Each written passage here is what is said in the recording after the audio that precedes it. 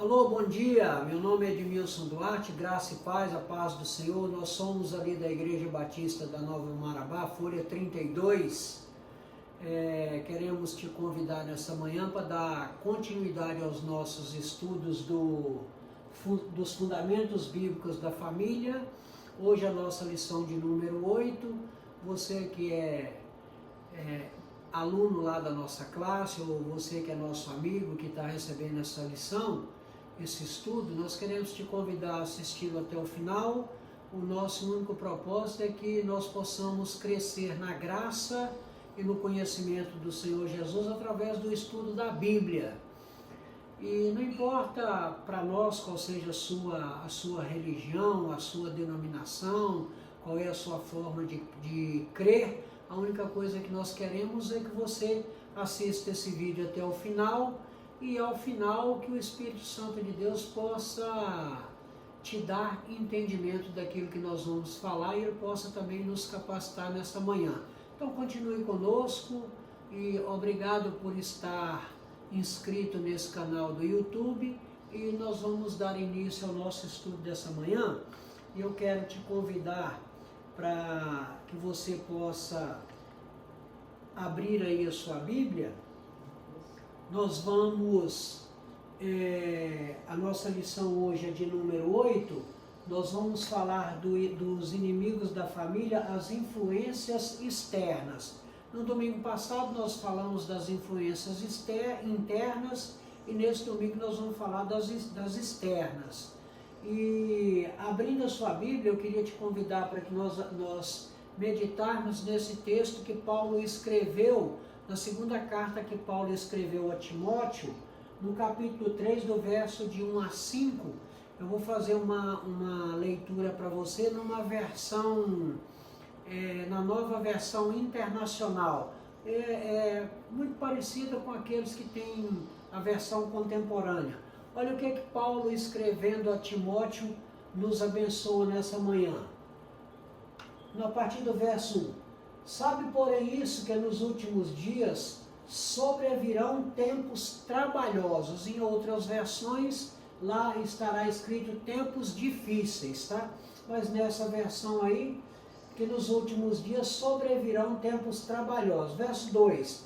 Porque haverá homens amantes de si mesmos, avarentos, presunçosos, soberbos, blasfemos, desobedientes a pais e mães, ingratos e profanos. Verso 3.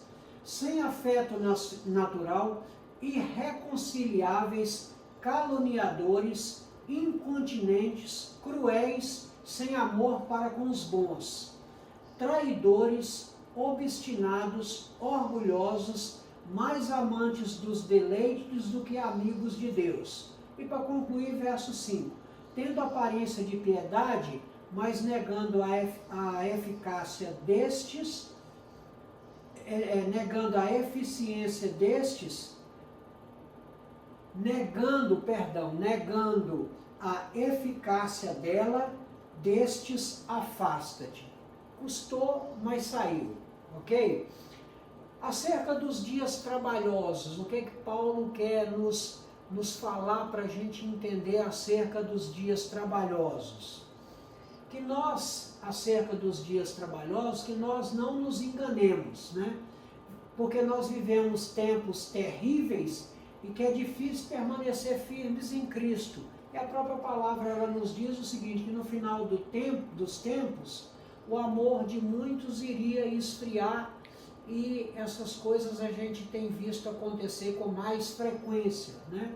As pessoas só amam a si mesmos e ao dinheiro, são incapazes de se controlar. Via de regra são orgulhosos, zombam de Deus, desobedecem aos pais, são ingratas e más, né? Zombam dos que procuram fazer o que é certo e o que é bom. Preferem amar mais os prazeres do que amar a Deus, podem até parecer religiosas, mas as suas ações negam a fé que professam, né? A grande questão não é se a pessoa é religiosa ou não. A grande questão é se nós temos compromisso com Deus. Essa que é a grande questão. Aí eu queria combinar com você o objetivo para hoje, para que a gente pudesse caminhar no mesmo sentido, e eu queria te propor o seguinte objetivo para essa manhã. Que nós pudéssemos compreender que diariamente sofremos influências externas no modo de pensar e agir da família, né? Isso é uma coisa importante. Que nós não devemos aceitar com passividade que as tais influências possam destruir os valores cristãos da família. Valores da família, tem alguns valores que eles são inegociáveis, nós não podemos abrir mão deles, né? E nós precisamos desenvolver estratégias de cuidado e de proteção para que esses valores nocivos à família não entrem nos nossos lares. Esse é o nosso objetivo. E eu queria compartilhar com você acerca das influências externas. Nós vamos estar estudando isso em 3 momentos diferentes, né? A gente vai ver, né, as influências externas. Primeira, da mídia, que influência a mídia exerce nas nossas vidas, qual que é a influência ou até o que seja o hedonismo, e a gente vai comparar a influência da mídia, influência do hedonismo com os valores de Deus. E a gente precisa entender que essa tem que ser a base da nossa pirâmide, os valores de Deus. E quando eu falo de valores de Deus, e eu queria te chamar a essa reflexão, não necessariamente eu estou te falando de religião, eu estou falando de princípios de Deus. Então não importa qual seja a sua religião, importa é o seguinte, que nós precisamos contaminar o nosso próximo com os valores de Deus, né? Valores do que é certo e o que é errado, do que é bom e ruim, princípio da reciprocidade. E aí eu não quero falar para você de religião, ou que você, o propósito não é fazer juízo de valor, que religião A ou B seja melhor, não, nada disso. Eu quero te chamar para refletir no que seja os valores de Deus, ok? Vamos lá. Hoje parece que tá mais complicado que os dias anteriores. Mas vamos lá, assim mesmo, né? Mesmo com todos esses percalços aí. E aí eu queria te perguntar, que você dissesse para mim, o que é felicidade? O que é felicidade para você? Então, assim, eu tenho certeza, se você estiver repetindo aí na sua casa, ou respondendo para mim o que seja felicidade, com certeza a felicidade ela é muito subjetiva, porque ela depende de quais são os seus valores, o que é que te norteia. Então vai ser difícil nós termos um consenso no que seja felicidade, porque é muito subjetivo, né? Mas eu queria pontuar algumas coisas com você acerca de felicidade, né? Da seguinte maneira, te dizer o seguinte, do ponto de vista filosófico, né? Existe uma fórmula da felicidade. Qual é a fórmula da felicidade? É meio como se fosse um modelo matemático mesmo. A fórmula da felicidade é o seguinte, é a realidade menos as suas expectativas. É isso que é a felicidade. Se você consegue, né, analisar qual que seja a realidade menos as suas expectativas, essa é a fórmula da felicidade. De que maneira, né? É preciso que a gente pense que felicidade não é uma coisa permanente. Nós não vamos conseguir, nesta terra aqui, no mundo que a gente habita, uma felicidade que ela seja permanente, né? Nós vivemos momentos de felicidades. Você tem momentos que você está feliz, outros momentos, uns mais, outros menos. E eu queria te dizer o seguinte, que você pudesse entender que a felicidade não é um momento de euforia. Porque quando você entende que consumo de produtos, consumo de fármacos, que posse de bens materiais, isso é felicidade, não é verdade, porque isso aí é mais um momento de euforia. Tanto é que você compra produtos muita gente faz o uso de consumo de fármacos para poder ser feliz, e aqui está implícito as drogas, tanto as lícitas quanto as ilícitas, né? Posse de bens materiais, que se fosse todas essas coisas seria muito simples a felicidade, não é bem assim, né? A felicidade, ela está nas coisas simples, né? Porque senão quem não tem posse de bens materiais não seria feliz, e isso não é verdade. E a gente vê nas estatísticas que a maior incidência de suicídios são nos países mais desenvolvidos, de renda per capita maior. Então, não é a posse de bens materiais, né? A gente percebe o seguinte, que a felicidade está nas coisas simples. E para que você possa valorizar a felicidade nas coisas mais simples, você precisa entender que o simples não é simplório. Ser simples não quer dizer que é simplório, né? Tem um valor muito grande as coisas que são simples, né? E a gente precisa entender na fórmula da felicidade que a gente não pode confundir o que é essencial do que é fundamental. Tem determinadas coisas que elas são fundamentais, mas elas não são essenciais. Elas são fundamentais, mas você pode passar sem elas. E algumas coisas elas são essenciais. Então nós precisamos valorizar e diferenciar o que é essencial do que é fundamental. Agora, eu quero te dar a receita da felicidade, né? A receita não filosófica, mas é te afirmar que a felicidade verdadeira só vem em Jesus, os valores de Jesus. E a gente vai ver isso ao longo de toda essa lição. E aí eu queria compartilhar com você a influência da mídia nas nossas vidas. Olha só, a influência da mídia. E a mídia, ela incute em nós, na nossa mente, ela já começa entrando de carrão de cena, de sola. Ela diz o seguinte, normalmente a mídia diz, a mídia e você tem tudo a ver. Quer dizer que nós temos tudo a ver com a mídia e quase que nós não conseguimos viver sem ela, né? Então a mídia exerce em todos nós um poder muito forte, né? Porque é impossível que a gente viva nos mundos, no tempo que nós estamos vivendo, é impossível viver sem internet. Se nós não tivéssemos internet, eu não estaria chegando aí na sua casa. Então é impossível viver hoje sem a internet, sem TV, sem celular. Como é que eu devo então fazer? A grande questão aí é o seguinte, é a capacidade que nós precisamos adquirir de filtrar o que é bom, o que é ruim, aquilo que agrega valor e o que não agrega valor, né? A mídia, ela tem sido a principal fonte de informação e para algumas pessoas ela é até a grande formadora de opinião. Tem gente que o que ouve na mídia toma como verdade absoluta e segue, né? Então a gente precisa fazer aí uma crítica naquilo que a mídia nos mostra, aquilo que ela fala, aquilo que é entender que por trás daquelas coisas também tem outros interesses, né? A mídia, ela tem o poder de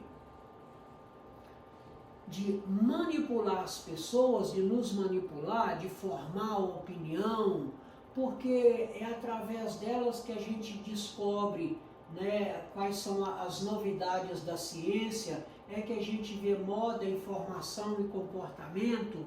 Então, como ela tem esse poder de entrar nas nossas casas, entrar nas nossas vidas, nós precisamos fazer um filtro do que é bom e o que é ruim, né? Quais são as influências negativas da mídia que nós precisamos ter cuidado com elas, né? A mídia, as influências negativas, é quando a mídia leva o mundanismo para dentro das nossas casas, que deturpa os valores da família, que contrapõe os valores de Deus, e a gente precisa entender o seguinte, quais são os pontos negativos? Quando a mídia prega o sexo antes do casamento, que logicamente não está em conformidade com a palavra de Deus, o lobby do homossexualismo que está muito forte, a mídia bate muito em cima disso, o lobby do homossexualismo, o relativismo, o sensualismo. O relativismo ele é muito perigoso, porque ele é muito sutil, porque ele incute em nós uma dúvida do relativismo seguinte: será que, quando ele nos diz o relativismo, será que aquilo que era errado no passado, hoje continua errado, mesmo através da evolução dos tempos? Então, quando ele imputa em nós, ou nos nossos filhos, ou na nossa família, esse relativismo, a mídia ela é muito nociva aos valores da família, né? Mesmo através de toda a evolução de internet, de TV, de celular e de todas as coisas, os valores de Deus são imutáveis. Então nós precisamos ter cuidado com o relativismo. Nós precisamos ter cuidado com o politicamente correto, porque o politicamente correto é aquele discurso que eu faço, mas não pratico. Eu só quero que as pessoas façam, mas eu mesmo não acredito nela. E a gente tem visto muito isso.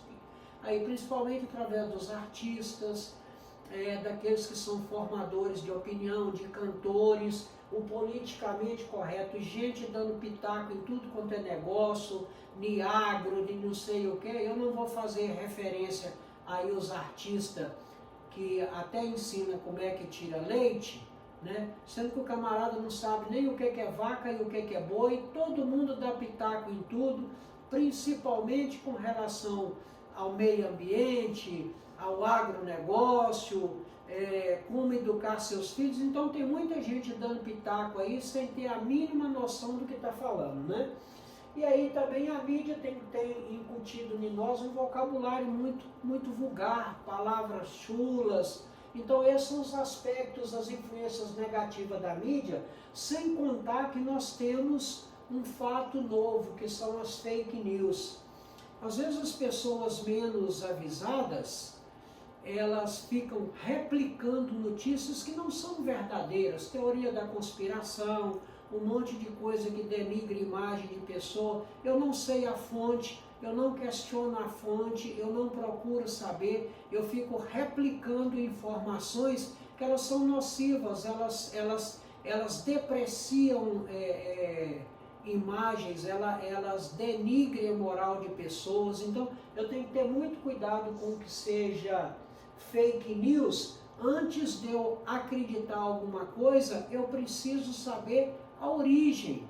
Da mesma maneira, quando a gente ensina a Bíblia, a gente ensina para você também o seguinte: a gente aprende e compartilha com você que você não pode pegar textos isolados da Bíblia como realidade absoluta. Quando você lê a Bíblia, tenha sempre em mente 3 aspectos que eles são fundamentais para você se colocar no tempo e no espaço. Você, quando lê um texto, você precisa responder 3 questões, para que você não tire textos isolados da Bíblia, para que ele seja heresia, para que não seja um texto isolado da Bíblia também motivo de fake news. Você precisa saber, ao ler um texto da Bíblia, quem escreveu, para quem escreveu, quando escreveu. Então, quando você responde essas 3 questões, você se coloca no tempo e no espaço, você vai entender aquele contexto. Entendendo o contexto, você vai ter o entendimento melhor do que aquela palavra ela quer te dizer. E isso aplica-se também a fake news. Você tem certeza da origem? Você sabe se a pessoa que está te mandando isso aí é idônea? Você sabe se isso é verdadeiro ou falso? Então nós precisamos ter cuidado. Principalmente nessas ferramentas de hoje de WhatsApp. A pessoa recebe uma mensagem, divulga para trocentos e está, de repente, prestando um desserviço à sociedade. Pense nisso. Cuidado com os aspectos, as influências negativas da mídia, né? Continuando ainda nas influências negativas da mídia, nós precisamos ter cuidado na inversão de valores, né? Muitas vezes a gente pega a opinião dos especialistas, que via de regra são tendenciosos. Não se engane, querido, por trás da mídia há sempre um interesse econômico, sempre vai haver um interesse econômico. Então, de repente, a opinião dos especialistas, e nunca antes como agora, a gente vê opiniões tendenciosas acerca do governo, acerca do discurso inflamado de alguns. Então sempre vai haver, na opinião dos especialistas, uma opinião tendenciosa, e a gente precisa ter cuidado para não inverter esses valores aqui, entendendo como verdadeira opinião dos especialistas em detrimento da palavra de Deus, acerca de todos os assuntos, todos, sem exceção. Eu tenho aqui a resposta para mim e para você. Acerca de todos os questionamentos, a resposta está aqui nesse manual. Você pode questionar, qualquer que seja o seu questionamento, a Bíblia ela tem resposta para todas as coisas. Cuidado com a inversão de valores, a opinião dos especialistas em detrimento da palavra de Deus, que ela é viva e eficaz, né? Nós precisamos ter cuidado para não usar as influências negativas, né? É necessário que eu e você tenhamos atitudes de prudência, ou seja, é preciso filtrar. Nós não queremos generalizar e nem vamos que tudo da mídia é ruim, que tudo da televisão é ruim, que tudo da internet é ruim. Não é isso, eu não quero generalizar, mas eu quero te desafiar para que você filtre aquilo que é bom e o que é ruim. Eu de repente estou conversando com você e te dou uma opinião que ela não é boa para você. Você desconsidera, simplesmente você desconsidera a minha opinião, né? Então, a grande saída para nós é aprender a filtrar aquilo que é bom. E eu costumo dizer o seguinte, que ao longo da nossa vida, nos dois bolsos, aquilo que eu acho que é bom, eu coloco num bolso que está costurado, aí eu meto aqui a mão no bolso e guardo aquilo ali que é útil para mim, e aquelas informações que elas não são boas, ou que elas não têm credibilidade, eu coloco num outro bolso, naquele que está furado, e aquilo vai cair, vai se perder, não vai ser relevante para mim. Ok? Então, nós precisamos ter essa sabedoria para filtrar, nós precisamos sempre estar contraditando a opinião dos especialistas com a palavra de Deus, e nós precisamos investir no nosso crescimento espiritual. O que é isso aí? É você aprender o que é a palavra de Deus, né? É você estudar a Bíblia para você saber se aquilo que a pessoa está te falando é bom ou ruim, se agrega valor para você ou não. Então isso é seu crescimento espiritual, crescer na graça e no conhecimento do Senhor Jesus através do estudo da palavra. Olha o que Paulo, quando escreveu ao povo de Colossenses, ele nos abençoou no capítulo 2, verso 8. Tenha cuidado para que ninguém os escravize ou engane em algumas traduções. Tenham cuidado para que ninguém os escravize a filosofias vãs e enganosas que fundamentam nas tradições humanas e nos princípios elementares deste mundo e não em Cristo. Cuidado com as filosofias enganosas, né? Que nos fundamentam nas tradições humanas e nos princípios elementares deste mundo e não em Cristo. Então isso é um cuidado que Paulo nos orienta para que a gente possa entender melhor e filtrar aquilo que é bom e aquilo que é ruim. De que maneira existe um antídoto? Claro que sim. E eu quero te vacinar contra isso. Como é que nós podemos nos vacinar? Eu me vacinar, você se vacinar contra a influência negativa da mídia. Basta que você e eu nos vacinemos. Qual que é a vacina para isso aqui? É examinar tudo e retendo o bom. Você examina, vê aquilo que é bom ou ruim, né? E você retém aquilo que é bom, né?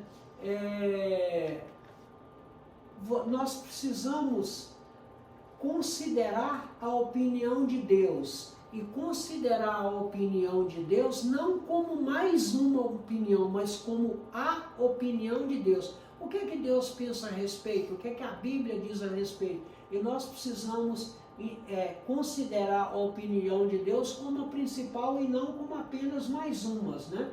Nós precisamos repensar se nós estamos preterindo Deus e preferindo os especialistas entre aspas, que de repente não são nem tão especialistas assim, estão nos ensinando um comportamento que eles mesmos não praticam, é o politicamente correto. Então precisamos ter muito cuidado, e a palavra de ordem é essa mesmo, é nos vacinar. Por que nos vacinar? Porque quando você se vacina, você fica imune a determinadas coisas. Nós estamos aí com essa dificuldade do Covid-19 e a ânsia da população do mundo é por quê? Por uma vacina, que sabendo que se nós nos vacinarmos contra o Covid-19, nós estaremos imunes, então a gente vai sofrer ou muito pouca influência, ou até influência nenhuma. Então a palavra de ordem é nos vacinar contra a influência negativa da mídia, né? Nós não, volto a repetir, nós de repente estamos preterindo Deus e preferindo os pseudos especialistas, né? O que Paulo, em 1 Tessalonicenses, nos ensina?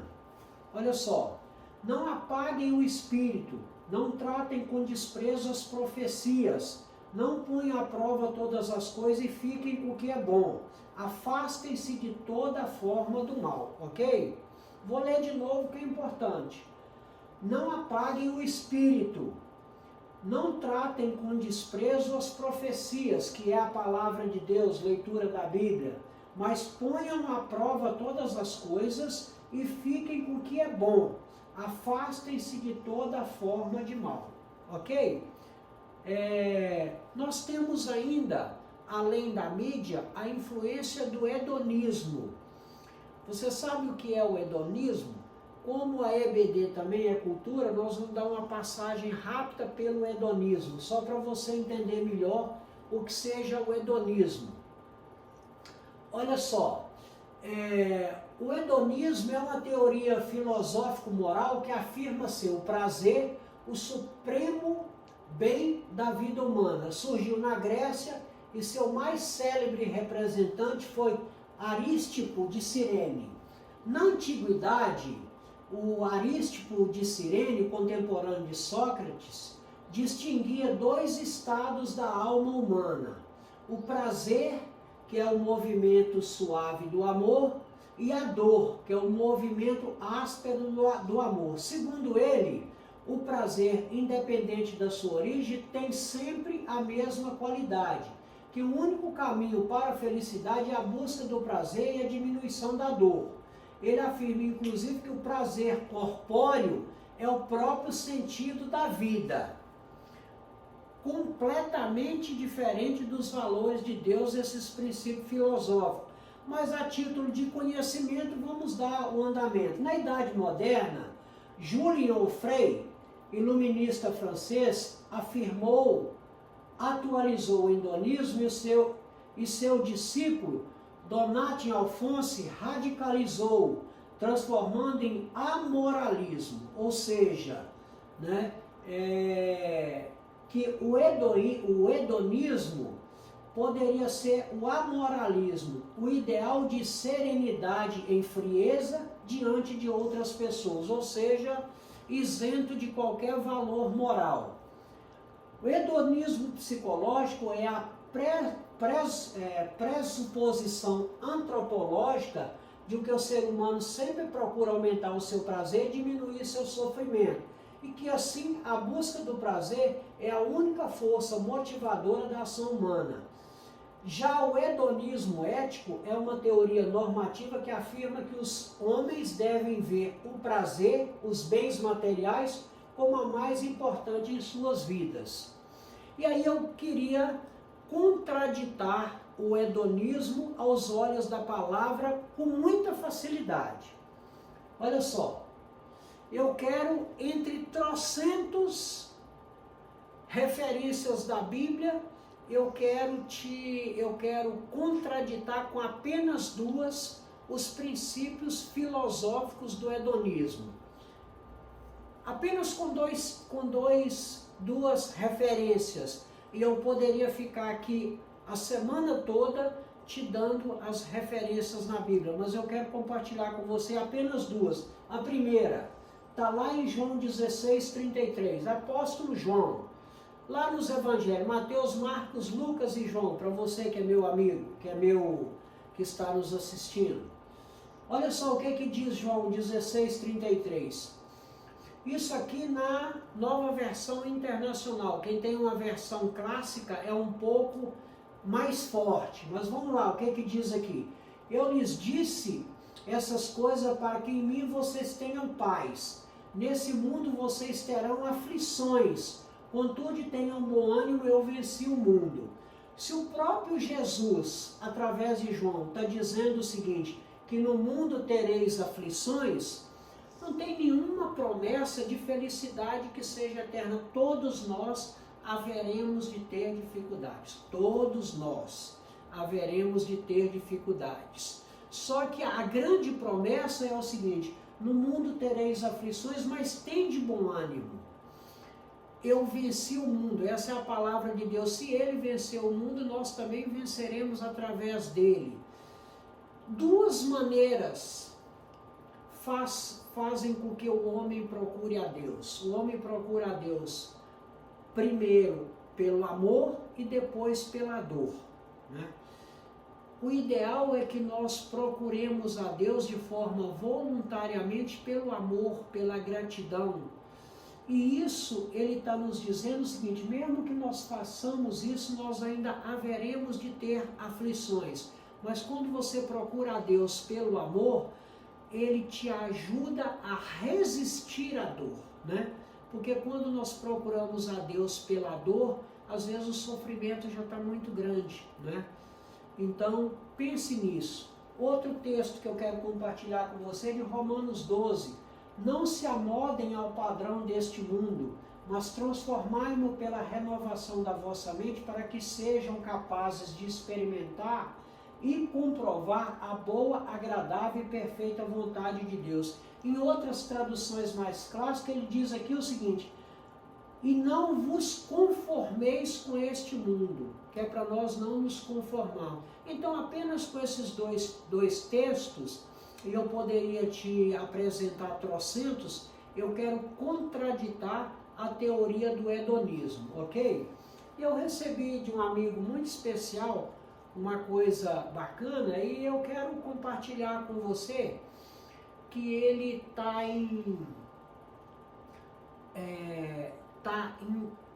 acordo com aquilo que a gente está aprendendo, porque nós temos por aí muitas religiões, muitas denominações pregando o evangelho da prosperidade, e não é isso que diz a palavra de Deus. A palavra de Deus não está dizendo que você não vai ter aflição, não vai estar dizendo que você não vai sofrer, porque se não fosse assim, os servos do Deus Altíssimo não teriam sofrido, não teriam morrido. Então, assim, enquanto nós estivermos nessa vida, haveremos de sofrer, de ter aflições, né?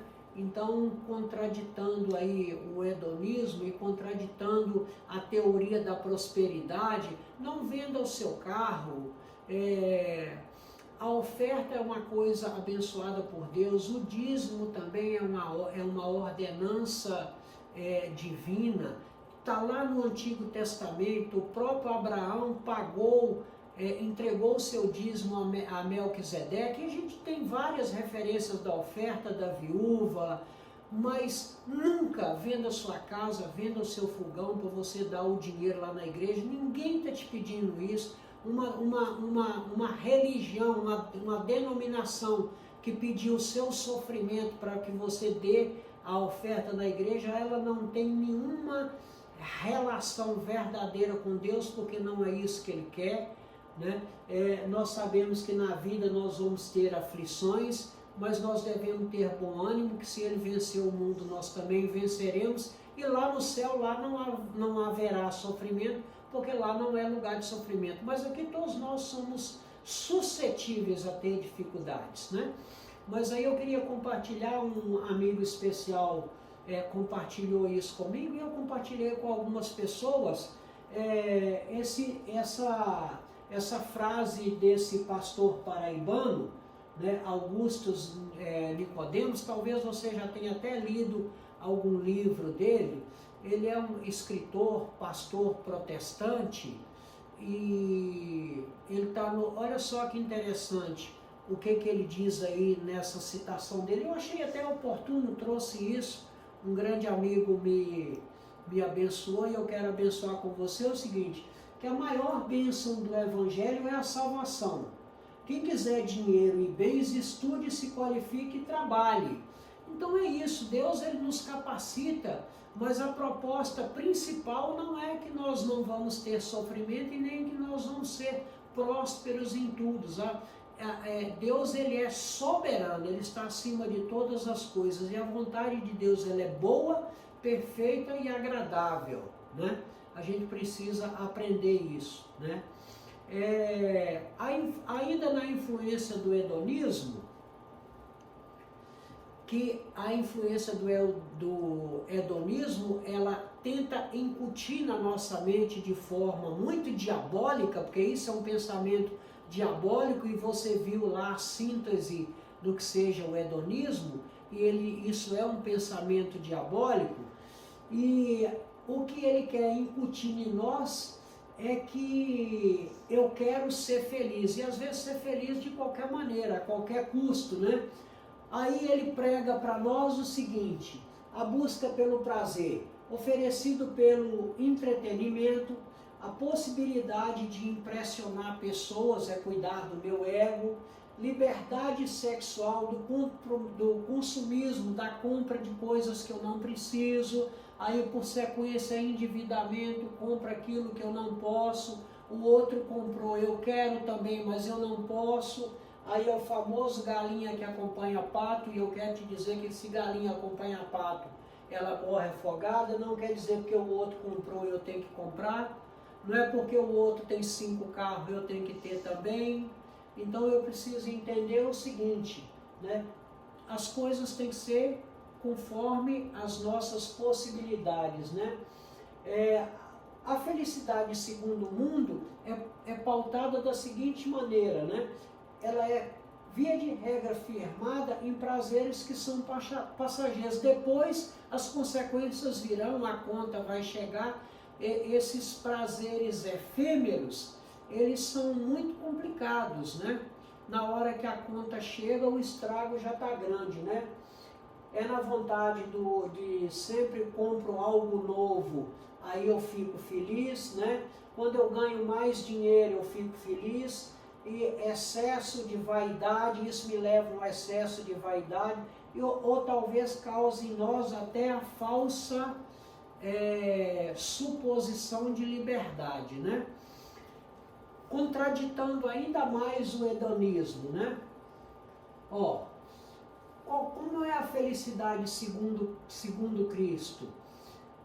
A verdadeira é a que vem de Deus, é essa que e aqui a felicidade que ela vem de Deus, ela não é a ausência de sofrimento. A única diferença da felicidade que vem de Deus é que eu sei que Ele está no controle de todas as coisas e que a vontade de Deus é boa, perfeita e agradável. Então eu entendo que determinadas coisas que me acontecem, que talvez uma enfermidade ou a perda de um ente querido, que às vezes nós temos dificuldade de entender, a única coisa que o amor de Deus coloca no nosso coração é saber o seguinte, que isso vai ser passageiro, né? Porque se ele vencer o mundo, eu vou vencer com ele também, e eu vou vencer aquelas dificuldades. E se eu tenho a convicção que a vontade de Deus ela é boa, perfeita e agradável, eu vou entender com mais racionalidade os oráculos de Deus. O que são os oráculos de Deus? São os mistérios, aquelas coisas que a Bíblia não explica, que o pastor não me explica, que o teólogo não explica, porque são os mistérios de Deus. E existem os oráculos de Deus.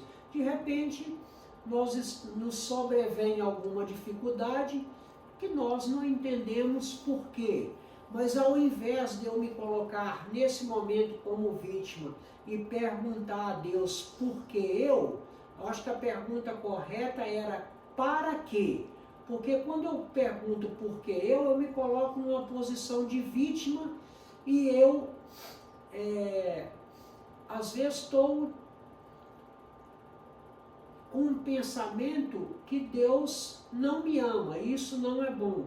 Mas na hora que eu me pergunto para quê, eu me coloco na posição de servo e vou entender que Deus tem, através daquela dificuldade, Deus está me dando uma oportunidade, ou de crescimento, ou de abençoar alguém, ok? Pense nisso, né? A felicidade que vem de Deus, ela não me escraviza, eu sou livre para poder escolher se eu quero ou não quero, né? Essa felicidade que vem de Deus, ela me dá o entendimento que eu sou livre, né? Através de Jesus, porque essa que é a liberdade verdadeira, e eu vou aprender valores que são norteados pela palavra, né? Para que eu consiga me conformar, né? Para que eu consiga entender que eu não devo me conformar com este mundo, é o texto que nós apresentamos em Romanos 12, 2, e entender que a vontade de Deus ela é boa, perfeita e agradável, né? 1 Coríntios 15, 19, mais um texto para a gente entender o seguinte, que se esperamos em Cristo só nessa vida, somos mais miseráveis de todos os homens. O que Paulo está querendo nos dizer aqui? Se eu espero de Jesus apenas alegria, felicidade, prosperidade, bens materiais, se eu espero em Cristo só nessa vida, coisas que eu posso experimentar aqui, eu sou mais miserável de todos os homens. Porque segundo Augustus nos disse lá com aquele texto dele, a finalidade principal do Evangelho é a salvação, não é bens materiais. Pela bondade e misericórdia do nosso Deus, lá até em Mateus, se não me engano, capítulo 7 de Mateus, nas bem-aventuranças, ele nos diz o seguinte, que nós devemos buscar em primeiro lugar o reino de Deus e a sua justiça. As demais coisas nos serão acrescentadas. E literalmente, segundo os estudiosos, literalmente Jesus está falando de bens materiais. Mas olha só quais são as condições. Buscar em primeiro lugar o reino de Deus e a sua justiça, aquilo que é bom, perfeito e agradável. As demais coisas vos serão acrescentadas. Eu quero te dizer que o nosso Deus ele é dono do ouro e da prata. Nós não estamos pregando pobreza, não é isso. Nós estamos pregando o seguinte, que buscar em primeiro o reino de Deus e a sua justiça, as demais coisas vos serão acrescentadas. Ele acrescenta para nós, não é a essência do Evangelho, mas ele acrescenta a nós pelo beneplácito de Deus, ok? Então, pense nisso, né? Para você refletir, e nós já estamos chegando ao final do nosso estudo dessa manhã, eu quero deixar uma mensagem para que nós possamos refletir e para nossa aplicação pessoal. Se você disser que é bom para você, achar que é bom, bote no seu bolso que não está furado, senão você coloque no seu bolso furado e vai se perder. Para nós refletirmos, que nós não amemos os costumes do mundo ou os valores do mundo. O amor do mundo sufoca o amor do Pai, não inverta os valores, né? Os valores do mundo são desejo de seguir o próprio caminho, fazer a minha própria vontade, fazer a vontade da minha carne, e o homem ele é carne e espírito, e vence nessa luta aí quem mais você alimenta. Se você alimenta mais a sua carne, você vai ser sempre um homem carnal. Se você alimenta mais o seu espírito, você vai ser sempre um homem espiritual. Então, equilibre aí segundo a vontade de Deus, né? Desejo de querer tudo para si ou de parecer importante. Esses são os valores que o mundo ele imputa em nós, né? E esses valores eles não têm nada a ver com o Pai. Em João, primeira carta que João escreveu, 2,15, o que ele nos diz? O mundo e seus desejos vão passar, mas quem fizer o que Deus quer está garantido na eternidade, ok? Te agradeço por estar conosco. A nossa literatura já chegou, nós vamos distribuir essa semana, e pedir desculpa pelo atraso, as dificuldades aí de correio, e nós vamos fazer chegar até as suas mãos a literatura. Agradecer por você estar conosco, te convidar para a lição de número 8, que o autor vai nos abençoar com esse tema na nossa lição no domingo que vem, a nova, o casamento em crise, vai ser o nosso estudo. Te agradeço, obrigado por ter assistido até o final. Fique em paz, que Deus te abençoe, uma semana de vitória, que os anjos do Senhor estejam acampados ao seu redor, que o nosso Deus, pela infinita misericórdia, conceda o desejo do seu coração. Graça e paz, a paz do Senhor. Tenha um domingo abençoado aí com a sua família. Tchau, muito obrigado.